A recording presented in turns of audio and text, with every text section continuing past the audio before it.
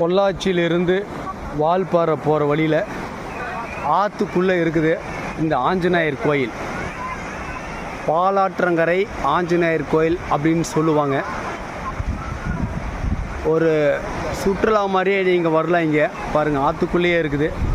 உள்ள ஆஞ்சநேயர், ஒரே பாறையிலான ஆஞ்சநேயர் இருக்குதுங்க. அதுக்கு பின்னால் பார்த்தீங்கன்னா ராமர் பாதம் இருக்குது இதுக்குள்ளேயே, இந்த கோயிலுக்குள்ளேயே.